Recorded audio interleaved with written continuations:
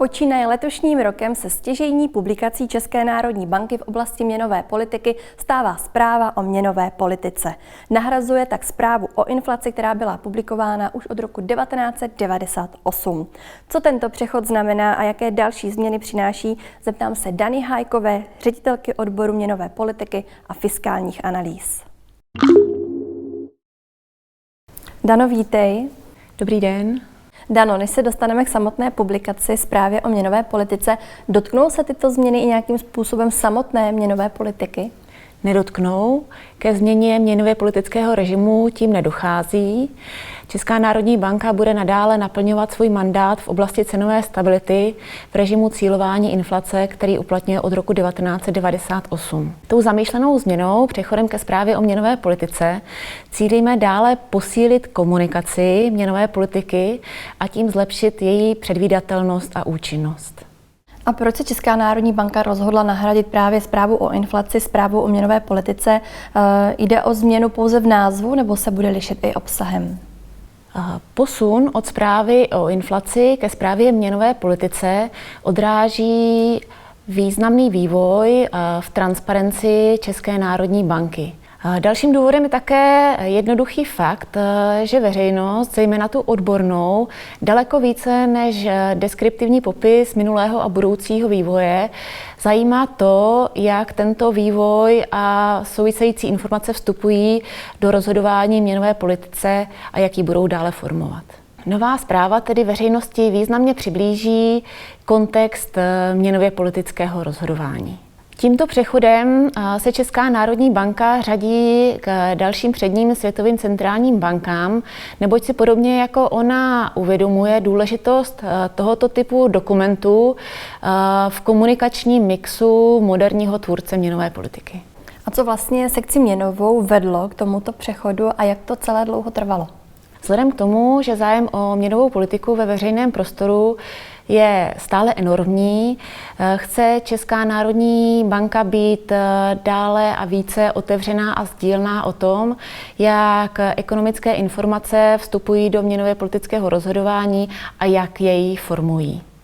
Zprávu o inflaci vydáváme od počátku roku 1998, tedy od počátku režimu cílování inflace. V průběhu celé její existence jsme ji postupně inovovali, což odráželo změny v procesu přípravy i obsahu podkladů pro měnově politická jednání. To bylo zejména v těch prvních letech a potom následně to odráželo další růst transparence a otevřenosti České národní banky v měnové politice.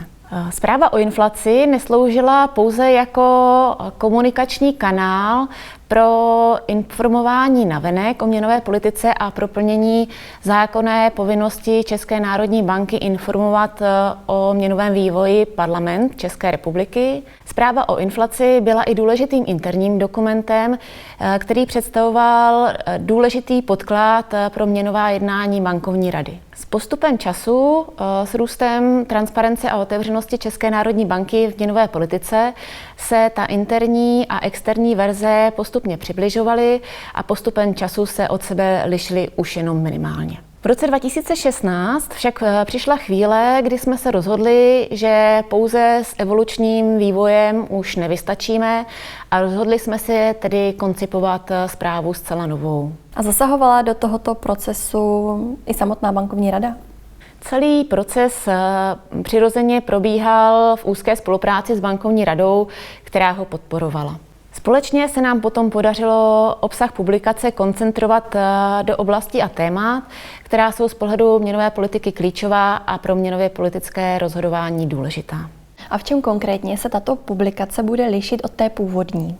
Nově koncipovaná zpráva upouští od podrobného faktografického popisu minulého a budoucího vývoje a naopak se zaměřuje na klíčový ekonomický vývoj, který ovlivňuje vývoj budoucí, vývoj inflace a následně tedy měnově politické rozhodování.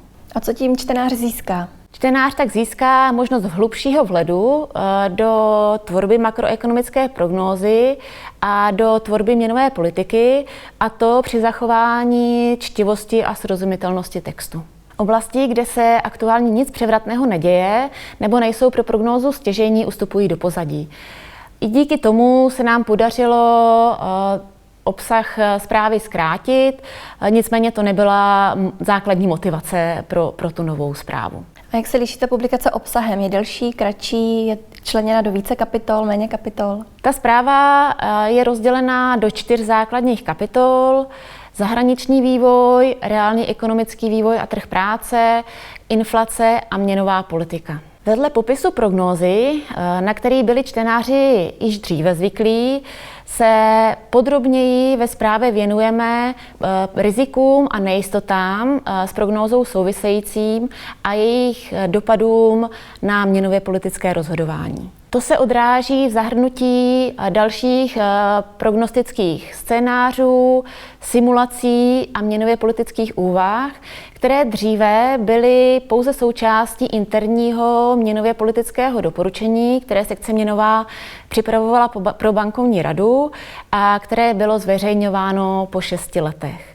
Nově tedy tato témata jsou zahrnuta přímo v textu té nové zprávy. A co dalšího zpráva obsahuje? Zpráva dále obsahuje tematické boxy, kontextové informace a další grafické prvky, které zprávu odlehčují a usnadňují pochopení dané problematiky. Souběžnou publikací se zprávou o měnové politice bude tzv. Chartbook. V Chartbooku budou formou grafů a tabulek ve stálé struktuře prezentovány makroekonomické, finanční a měnové ukazatele, které také vstupují do měnově politického rozhodování.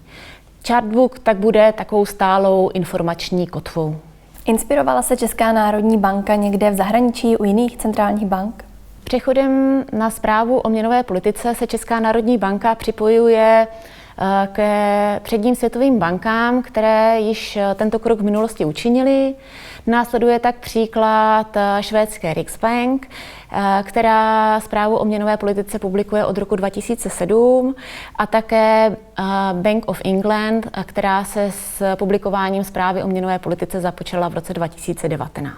Inspiraci a argumenty jsme přirozeně čerpali nejenom z mezinárodní zkušenosti, ale i v interních debatách. V roce 2018 jsme tak uspořádali mezinárodní seminář pro editory měnově politických dokumentů centrálních bank cílujících inflaci. Tady na tom semináři jsme si potvrdili, že jsme se vydali správným směrem. A ty jsi tady zmínila transparenci. Proč je vlastně transparence centrální banky, potažmo její měnové politiky, natolik důležitá? Z ekonomického pohledu je proto několik důvodů. Stručně řečeno, transparence měnové politiky napomáhá účinnosti měnové politiky. Pokud veřejnost rozumí, jaké kroky měnová politika činí a proč tomu tak činí, napomáhá to plynulému fungování hospodářského vývoje. Přes vývoj peněžních a finančních trhů a finanční sektor k ekonomickému rozhodování domácností a firem. Jestliže centrální banka zveřejňuje svůj ekonomický výhled a jeho implikace pro měnovou politiku, pak její následná rozhodnutí nejsou pro nikoho velkým překvapením. Transparence také zvyšuje důvěryhodnost závazků centrální banky v oblasti cenové stability. Závazek udržovat nízkou a stabilní inflaci je přesvědčivější, pokud centrální banka vysvětluje, jak její kroky k dosahování tohoto cíle přispívají. Výzkumy to potvrzují a ukazují, že transparentnější měnová politika vede k nižší variabilitě inflace.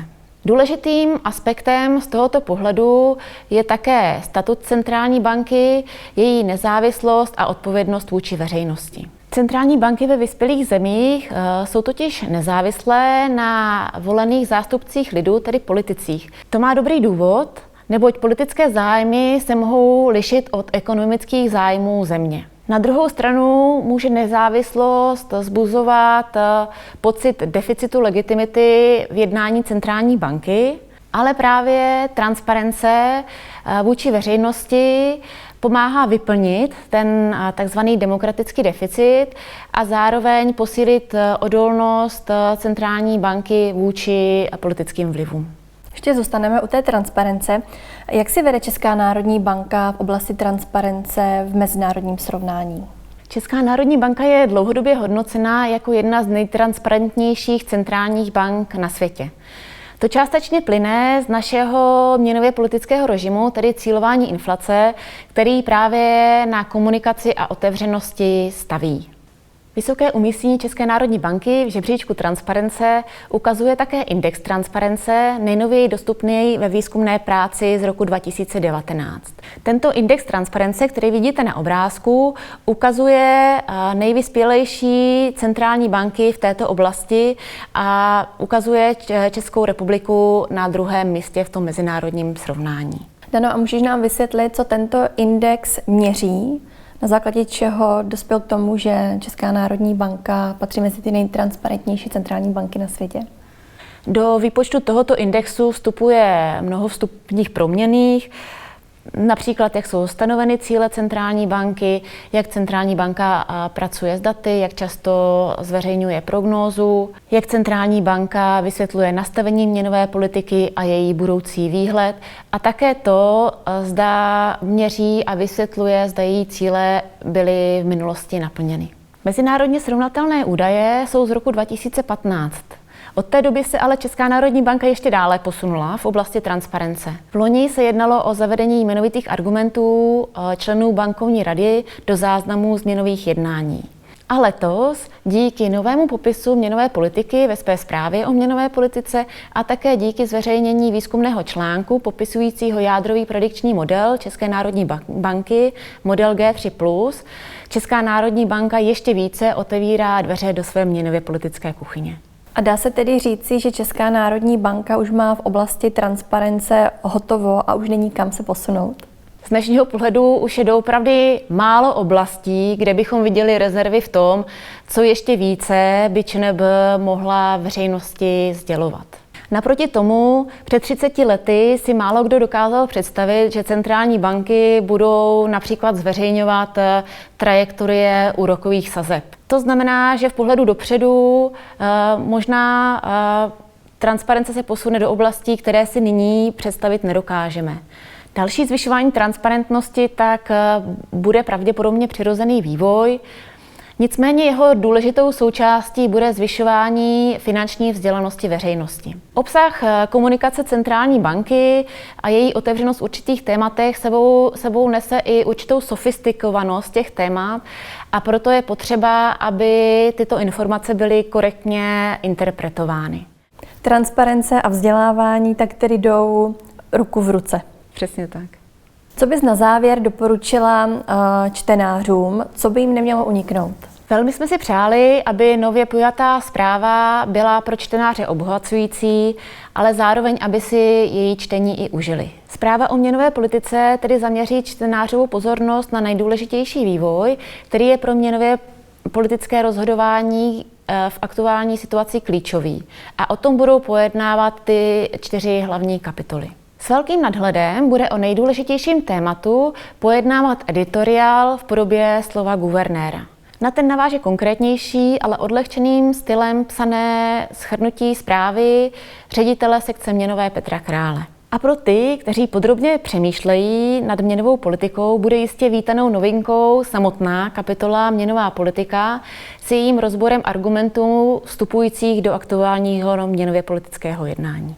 Dano, já ti moc krát děkuji za rozhovor a za vysvětlení. Našim posluchačům a divákům děkuji za pozornost a budoucím čtenářům přeji obohacující čtení.